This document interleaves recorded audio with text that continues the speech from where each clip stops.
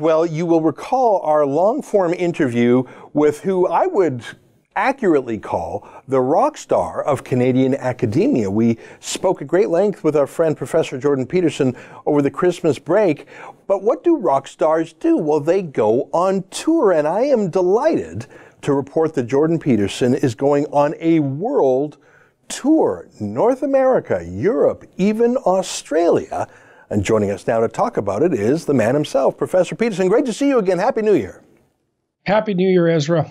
Well, I'm excited for you. You've got your new book out, 12 Rules, and you're going on tour like anyone would do. The book is called 12 Rules for Life, An Antidote to Chaos. You actually kick it off next week. In London. Yeah. You've got 3 events in London. 2 are already sold out. I'm really excited that you're popular around the world. I guess that's the nature of the internet, isn't it? I guess it is. It's unfathomable, really. I don't really know what to make of it, but I'm trying to stay on top of it and to manage my way through it properly. I mean, it's ridiculously exciting. It's crazily exciting and a crazy opportunity and crazy privilege. And so, but it's so crazy, Ezra. Like, I talked to a group from LA last night. They want to help me book a more extensive tour starting in March. And, I talked to them about the idea of going on the road and extending my biblical series lectures and going through Exodus, because I already went through Genesis, and they were all over that. They thought that was a really great idea. I thought, Jesus, what the hell's going on? Like, how in the world can it be that there can be a market for a tour for a series of psychological lectures on Exodus, and all of a sudden that's a valid business idea? Well, I think it shows supply and demand, that there is a very small supply of the kind of straight talk you give and a very large demand because the supply is not being provided by traditional intellectual sources. That's my theory. We've just seen what traditional intellectual sources look like in the case of Lindsay Shepherd at Wilfrid Laurier University. That was exciting. And it's really interesting that scandal, properly stated, has attracted attention all over the world. People all over know about that. It's had an international impact. I was talking to a Dutch journalist the other day who had been following it quite assiduously, and he said that the Dutch that he knew were jaw-dropped in amazement by what had happened at Wilfrid Laurier. And also the revelation, I would say, that that's more or less par for the course for much of the Canadian and American university scene, because that is the case. It wasn't like this was an anomaly of some sort. Yeah. But, I should say, there's a group of professors at Wilfrid Laurier who are standing up against this, and organizing themselves. So the people are starting to put their foot down, let's say, and to state pretty forthrightly that they've had enough. And I think we're going to see more of that in the upcoming year. I sure hope so. And, James Damore launched his lawsuit last night against Google, and I went through the documents, about 160 pages long, and I tell you, man, that thing will make your hair stand on end. Yeah, and I know that you were one of the first people who were able to interview him after that. Hey, let me go through some of the dates. And by the way, folks, you can not only see all the tour dates at jordanbpeterson.com, and we'll have a link to that below, but you can click on the event venues. Your events in London, for example, are at a gorgeous place. I mean, there's so many beautiful facilities in London, England. The Emmanuel Centre, it's very historical. It's a huge venue. I think it almost holds 1,000 people or so. Yeah, I think it holds 1,000. Yeah. Well, I'm also speaking at the Orpheum Theatre in Los Angeles, and the Orpheum is just gorgeous beyond belief. So, yeah, that's what I don't know what to say. Ezra, this whole thing. Well, let me ask you, because I have some questions. Sure. I remember here in your hometown of Toronto, you were scheduled to have a free speech panel, and the panel was deplatformed. That's the phrase the left uses, not to debate someone, but to ban them. You are at some very premium venues in the UK, in Holland, in New York, in Los Angeles, in San Francisco. Even in Toronto, I see you're going to Ottawa. I'm just listing these. Folks, by the way, go to jordanbpeterson.com/events. You could see them all. You're going to my home province, Grand Prairie, Calgary, Edmonton, Winnipeg. I'm glad to see you, Vancouver. It really is a world tour. You even go to Australia. Here's my question, Professor. How will you or your sponsors in these local towns resist the pressure to have your events canceled? And I know that sounds like a shocking or troublemaking question. It's not, because it's already happened to you. It's happened to me too. Do you feel like you have good tenure in these venues?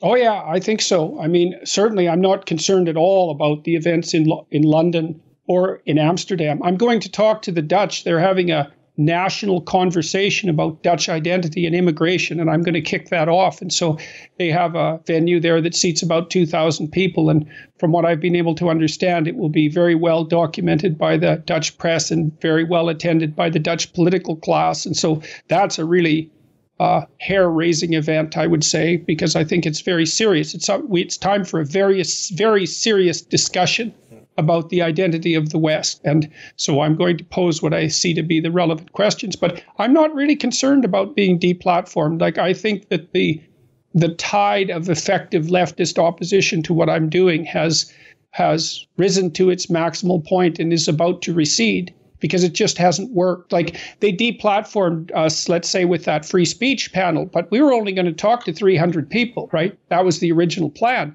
And then we rescheduled it, and I think it was somewhere between 1,000 and 1,500 people, which made it, if not the biggest free speech event in Canada, certainly one of the top 2 or 3. And so what's my experience has been, and knock on wood, that's for sure, that the opposition that I've received so far has done nothing but increase the effectiveness of what I've been saying.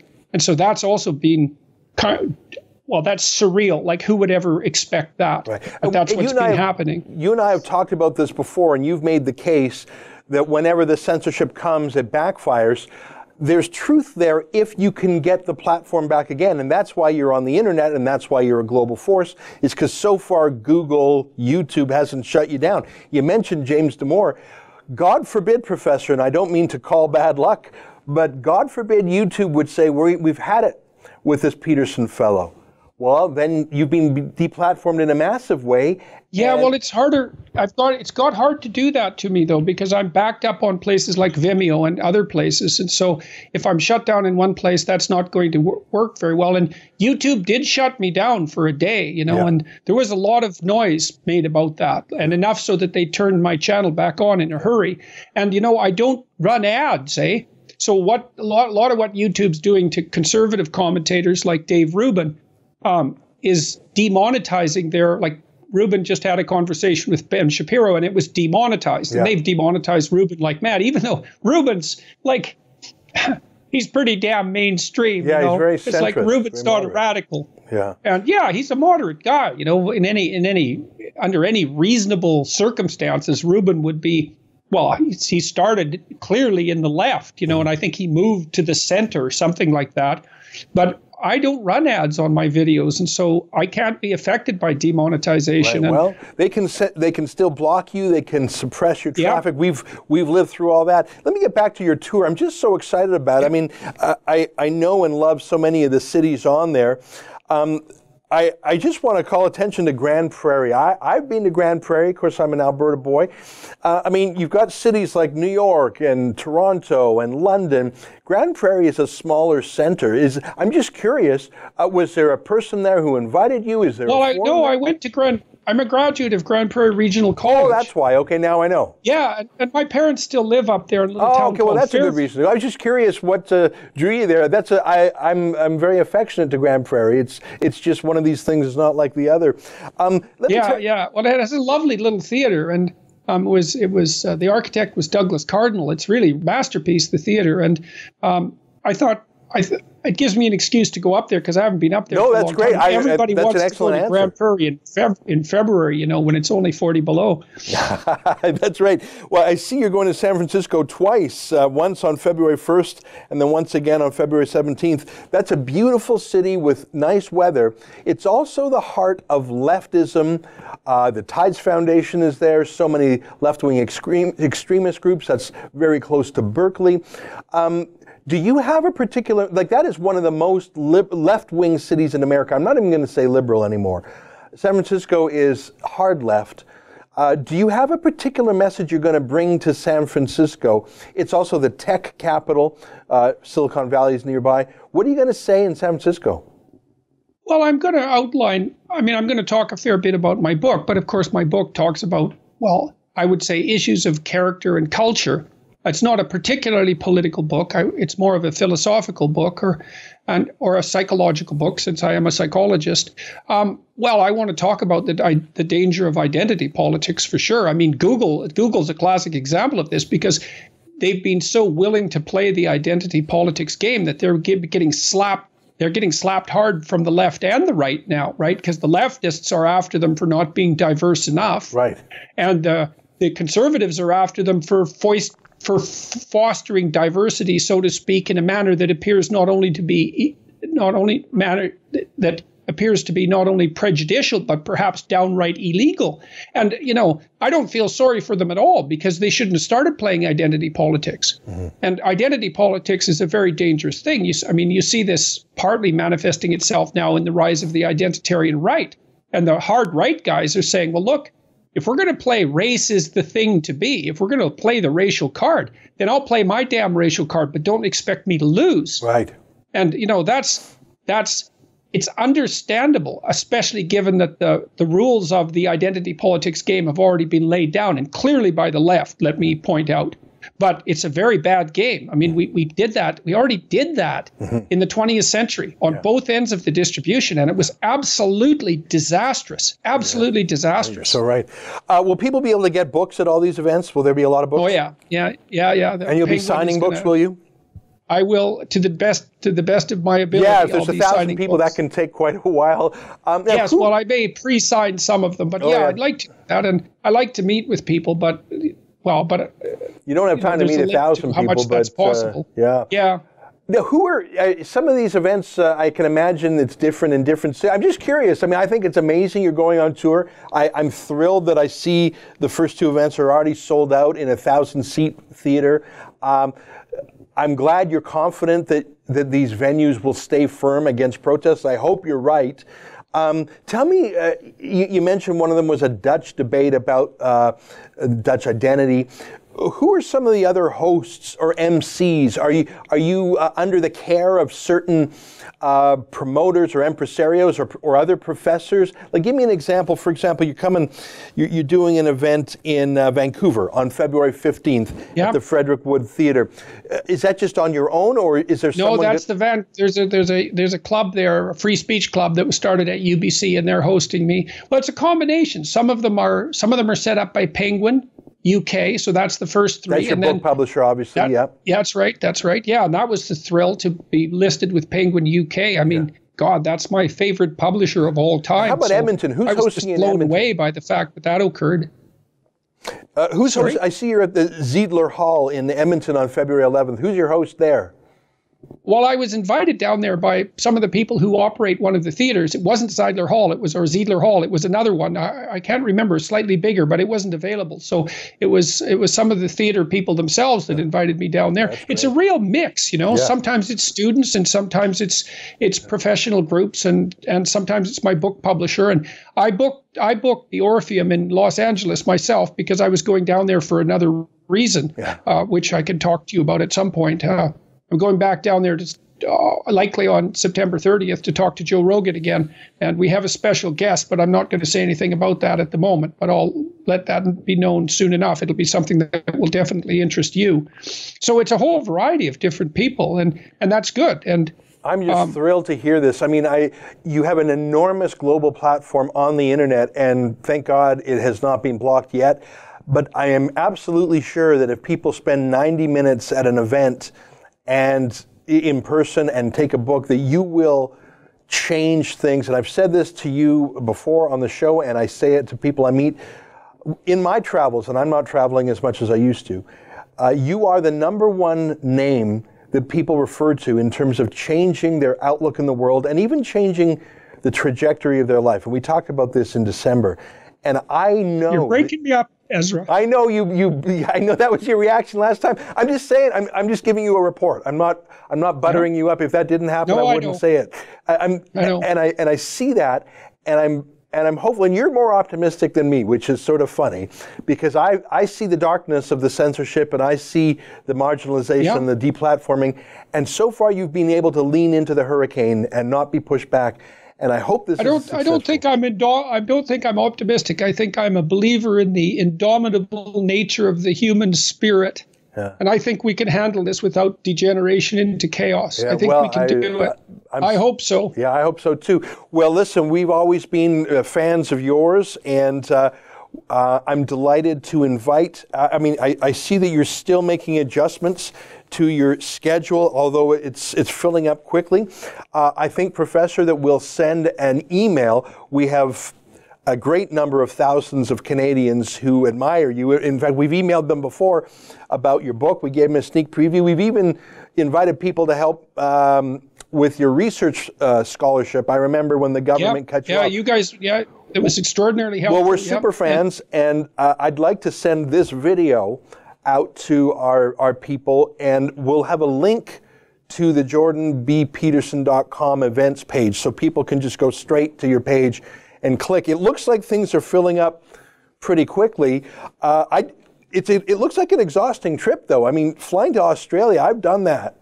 That's 20 hours in the air. I hope you're going to take some time to sort of recoup. I mean, this really is a rock star schedule. My health has improved a lot. Like, I was really quite ill over the last year, and especially last December, but I'm much better than I was. And as long as my health is in order, I can handle this. So, well, we'll see, of course. I don't want to get too ahead of myself, but, and I'm looking forward to it. Like, I'm very happy to go out and talk to people, and all of this is great. I mean, it's exciting, and I feel ridiculously privileged to be able to have these opportunities. And although I'm afraid of some of them, I'm afraid of the Holland event, the Amsterdam event, in Ryswyk. That's, I believe, how you pronounce it, because talking about European identity and the future of immigration, that's touching hot coals with a bare hand. But nonetheless, it's a conversation that has to be had, and it's one that adults should have. Yeah. We should have a real conversation about what the hell we're up to and why. Yeah. And I wonder if Geert Wilders, last time I was in Holland, I met with Geert Wilders, who speaks very bluntly about these issues, and he has a full-time security detail, larger even than I've observed the Prime Minister of Canada, because he is under death threat. So it is an extremely serious subject over there. I wonder if he himself will attend, or if that's just too risky for him. Listen, Professor, we've kept you very long here, but it's great to hear you're on tour. I'm thrilled. I feel like freedom and intellectual debate is about to take a great leap forward. I encourage all our viewers to get a copy of your book. Let's put it on the screen just one last time. It's called 12 Rules for Life, an Antidote to Chaos. And there's a foreword by Norman Doidge, who's a very thoughtful man as well. I'm pleased to see that there. Yeah, it was good of Norman. He went through the book too and told me where I was cutting corners and where I needed to sharpen up my arguments. So I had lots of smart people doing that. So that was really good of him. Yeah, that's great. Well, listen, we're big fans, and we'll send an email out to our people letting them know where these events are, and directing them to your website. Great to see you again, Professor. Yeah, there'll be an audio. Just one last thing. There'll be an audio book released at the same time too, and I just bring that up because lots of people are used to listening to me, and so that might be a format that they prefer. So I recorded that. Yeah, I recorded that in December. So good. Thanks, I'm glad Ezra. you did that in your own voice. That's great. A lot of people do that when they ride the subway or drive or even go in an airplane. That's great. Well, you're ticking all the boxes. You're using all the different media, and it's a real grassroots phenomenon. And I wish you great success. And maybe when you're in one of your more exotic places, if you have a moment that you're not sleeping or working, we can catch up with you, and you can let us know how some of these more dramatic places have received you. I'd love to hear an update. That'd be fun. We could maybe we could talk after I come back from. Let's see. Well, it might be interesting to talk after I come back from Europe and see exactly how things played themselves out. Yeah. All right. Well, stay safe and make sure you keep your health. I mean, it's a punishing schedule you set for yourself. There's only one Professor Peterson, so you got to take care. Good luck out there. Thanks, Ezra. And thanks to everyone. Okay. Right on. There you have it. One of our Bye-bye. favorite guys, Professor Jordan Peterson. I know I'm a fanboy. I don't care who knows. I'm a super fan. And I know so many of our viewers are too. The website, you can see these events for yourself, is jordanbpeterson.com/events. And you can see which ones there's still space for. The first 2 London events are booked up, but it looks like most of the rest, there's still tickets. And hopefully we'll be able to catch up with Professor Peterson in the weeks and months ahead. That's an excerpt from my daily TV show, The Ezra Levant Show. Normally it's behind a paywall, but I thought you'd like this video, so we put it on YouTube. If you want to subscribe to watch the daily show every day, including always 2 interviews a day, and I read my hate mail, just click on this screen and become a premium member.